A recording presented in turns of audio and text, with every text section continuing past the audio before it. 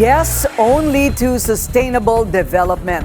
Ito ang panawagan ng ilang grupo kaugnay ng ginagawang Taal Lake Circumferential Road sa Batangas. Posible raw kasing makasira sa kalikasan ang patuloy na pagtatayo ng mga kalsada sa gilid mismo ng Taal Lake. Narito ang special agenda report ni Joash Malimban.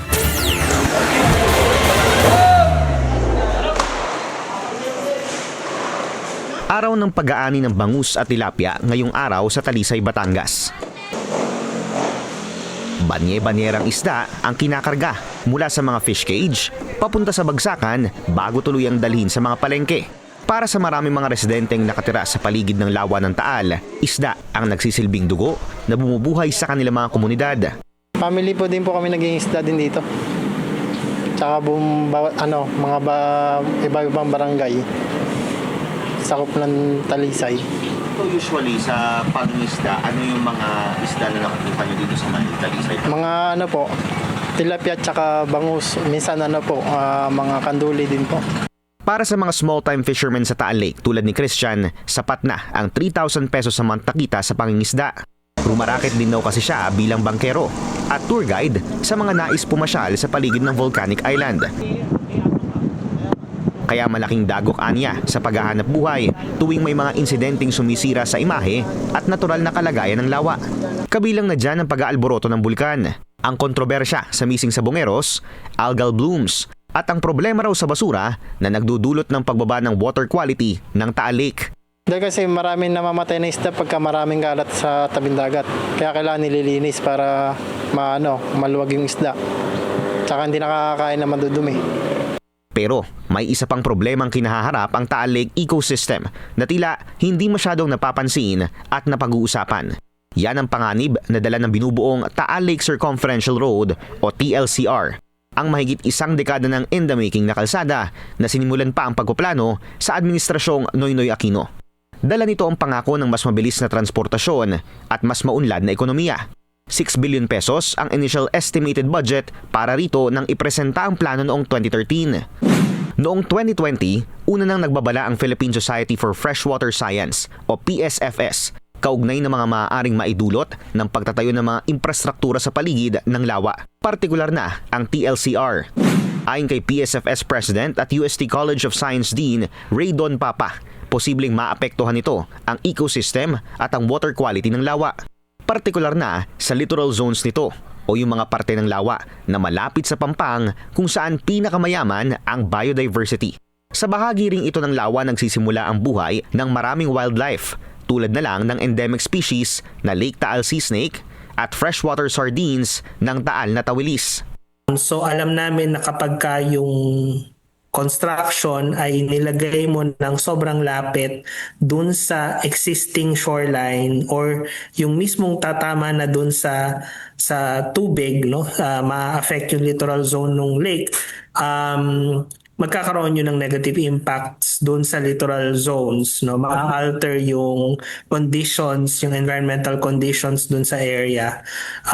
Pwedeng makakos yun ng decline ng population ng ilang mga important species.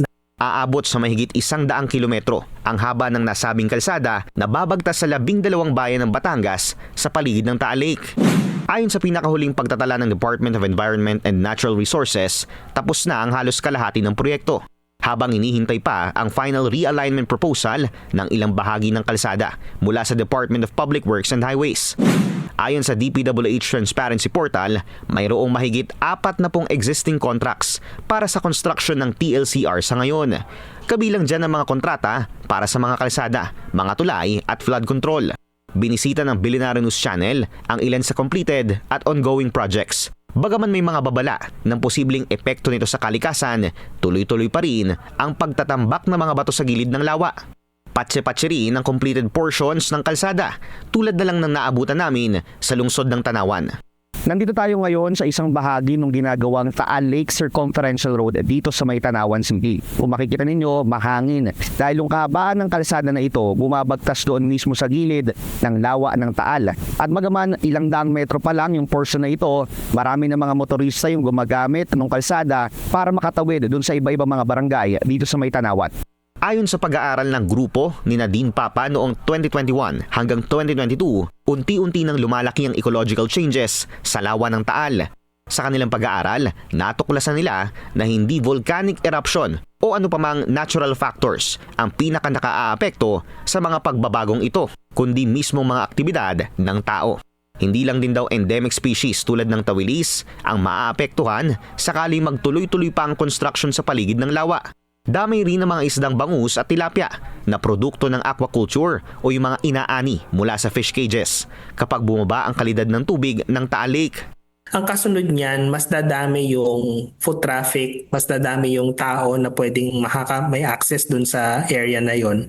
Yung nutrient enrichment, mangyayari yan dahil dun sa extra inputs ng mga tao, no?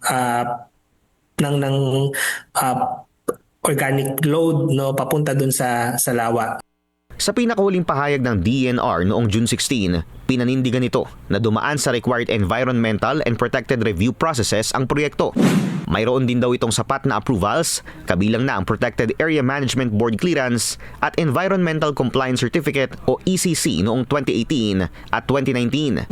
Hindi naman daw kontra ang PSFS sa pagkakaroon ng kalsada. Pero paninindigan nila, dapat magkaroon ng sapat na pag-aaral sa mga lugar kung saan ito pinakaangkop na ilagay. Oras na rin daw para maging sentro ng usapan ang pagsusulong ng kaunlaran na hindi naiiwan ang kalagayan ni Inang Kalikasan. Para sa Agenda, Joash Malimban, Billionaire News Channel. Manatiling nakatutok sa Billionaire News Channel. Sumubaybay sa aming social media accounts at mag-subscribe sa aming YouTube channel para sa mga bago at eksklusibong balita.